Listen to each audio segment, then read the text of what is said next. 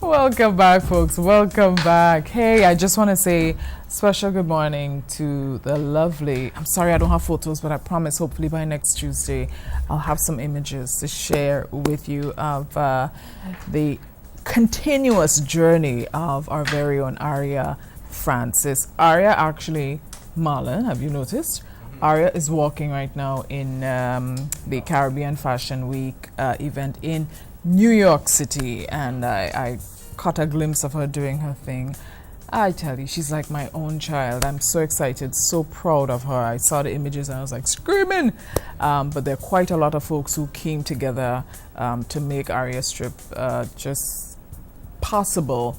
And we know these things cost. But Aria is such a wonderful girl, and I'm so happy for her as she continues her journey to hopefully being discovered and signed by one of the top agencies in New York. That I know is her ultimate dream. So all the best to her, and special good morning to Aria and her manager, Miss Annette Moore. So this next segment, woo, it's going to be quite exciting indeed. I have with me Suronna Rossmore. Yeah, no stranger at all, you know. She's back with me for the second time, and of course many of you know Suronna's story as one of the biggest weight loss success stories on island to date, and she's with me this morning. I'm so happy to have her here. But we're going to talk some real good stuff, boy. Good stuff. I saw Suronna posted a photo a couple weeks back with the her lovely veggies from her backyard garden, and I thought, no, that's a woman I need to interview again. So good morning, my girl. Look at you. Congratulations. How long have you started your garden?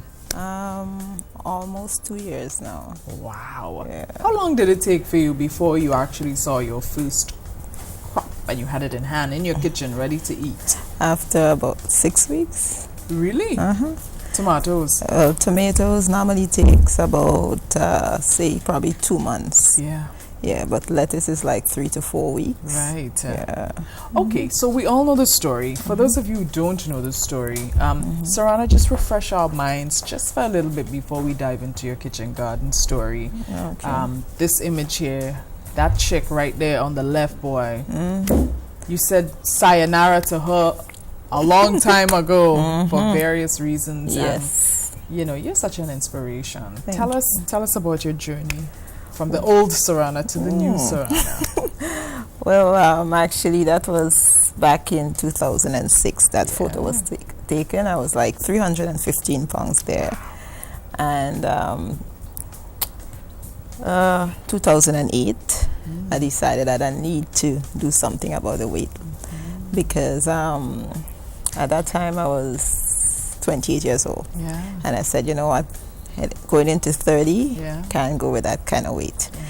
And I started my lifestyle change, and it helped me to lose, 146 pounds. Wow. Yeah, it took me about 2 years. Yeah. Yeah, 2 years to lose that weight. To use.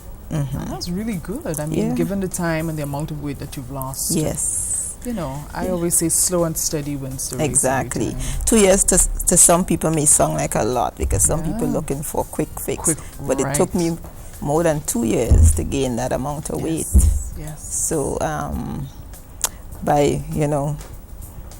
in the past I used to go on this kind of diets and shakes. These things don't work. And then I started to pray about it, and I said, you know what, lifestyle change, because it's how you view your body. And I view my body as a temple. So I said, whatever I put into my body, it must be of some benefit to me. So I said, okay, I'm going back to nature. Always the best place to be. Always the best, yeah. I have a personal question for you. At that weight, was it also a wake-up call for you in terms of your health? Actually, I never, having that amount of weight, it never affected me with my health, thank God. But I remember my doctor advised me that, if I don't do something about it, would have problem later on in life, like diabetes and so on. And that we do have diabetes in the family. Right. I know of relatives that suffering from diabetes, and they are really big people. Right. But thank God that luckily you made that call, and you nip it in the bud and exactly everything. And that's the reason I said before 30, because I know the minute you turn 30, everything starts. Oh gosh, you're telling me, girl. Oh yeah. So true. So we're moving on now to the really exciting stuff, more exciting stuff going on for you in terms of your diet. And what inspired you to start your own kitchen garden, and was it difficult? It was not difficult, actually, the whole idea came about by an old pastor. I remember his wife is always about, eating natural stuff and stuff like that. And, I just kind of start thinking to myself one day. I said, you know what? To ensure what I put into my body, it's better I start growing it. And I started it, and it was therapeutic for me because every day I would go outside, look at, the crop, how far it reached, and it used sometimes, you're feeling stressed about things, just going out there and just, looking at the plants, a friend of mine said you must speak to your plants, so I started doing that too. A lot of people do that. So that was therapeutic for me. And then, actually reaping the first crop, that was like a big thing for me. Tasting it, the taste is different than what you will get in the supermarket, and it's more fresh. Just going out each day, picking a fresh lettuce, picking some cucumbers. It's a wonderful feeling. And knowing that whatever you're eating is really clean. And healthy for you. We actually have some images that we want to share with. Oh, look at that cauliflower, boy. How long did you take your cauliflower to bloom into this beauty? My cauliflower took about, say, 2 months and about 2 weeks. Wow. So give us an idea, because we're going to keep sharing the images, but give me an idea as to what you actually grow. Okay. I try to grow everything. I do tomatoes, cabbages, lettuce, broccoli, kale, pak choy, green onions, pak choy, cucumbers, chive, parsley, okra is my favorite, eggplants, bell peppers. Do you have lemons? No, no lemon. No, what I recently, about a year ago, I planted a lime tree, and that started to blossom. I have oranges. I met that on the property. And I have banana trees, green bananas. Good. What would you say some of the challenges? I know we're looking at it and the end product is so beautiful, but I know there's certain things that, like pests and, sometimes it's not raining sufficient, so things mightn't, What I learned recently, dry season, don't plant. Because the sun, it damages. And it's hard to really keep it like fresh, because the chlorine in the water, like it's does something to the plant. You don't it stunt the growth or so. So I decided to only do it in the rainy season. I have problems sometimes with cricket, and of late, most of my cauliflower I lost it due to worm. So I said next time when I'm doing this, I'm gonna start a new garden, a new crop in 2 weeks time. So I'm treating the ground right now. What crop is that? I'm being nosy now. Well, I have a few still in the ground, but I'm doing zucchini, I'm doing some string beans. I had to come by you, girl. You agree, Marlon? We gotta go. And I'm gonna try the snow peas as well. So these are a few items, that I've added. Sweet basil. I had that before. Nice. And so I'm gonna do some more, because it did really well.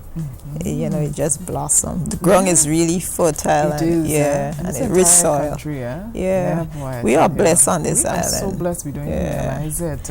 And I encourage everybody, to start, a little garden, because it's better, growing your own food, and it's not chemically laden. You're not laden with all these different chemicals and pest and all of that, pesticide. Pesticides, You don't need all of that in your food, because with me, what I do, I treat the soil. Yes. And that's about it. Yeah. You know, I use the organic manure, they call it. Right. Yeah. So I use that in it, but I have help because I'm not that, Yeah. skilled to do all these things. You might have to come with a camera. Yeah. The only thing that I'm good. responsible for is make sure that it, mold it sometimes. Yes. But normally to fork it up and weed and so on, I have somebody come in and help me. You need with a little that. bit more manual labor, so to speak. Yeah. That's excellent. Yeah. That is really excellent. Congratulations. And I'm sure there are lots of people, such as myself, who would love to follow in your footsteps. Hopefully one day, like San, hopefully one day. One day. I'll keep calling you for tips. Yes, no problem. Because you're a farmer as well. He's a farmer as well. He does his own that's thing. Good. So I need to catch up with both of y'all. Yeah. One day at a time. Suronna, I'm really, really happy that you made time to come here and share your story and share your beautiful garden with our viewers. And I want to just congratulate you on everything you've accomplished in your life. And thank you. Just keep treading on. And I will, with God's help. I will check you one of these days for some broccoli and cauliflower. Yes. Come through anytime. Fantastic. Take care. All the best. Thank you, Lexi. You're welcome. All right, folks, we got another break coming your way. We have a few more moments left. Hopefully, we can connect with Dr. Keisha Lowe. And I think she is going to be linking up with us pretty soon. We're going to be chatting about how you can protect your environment, your home, and your family from the outbreak of chikungunya. We'll be right back.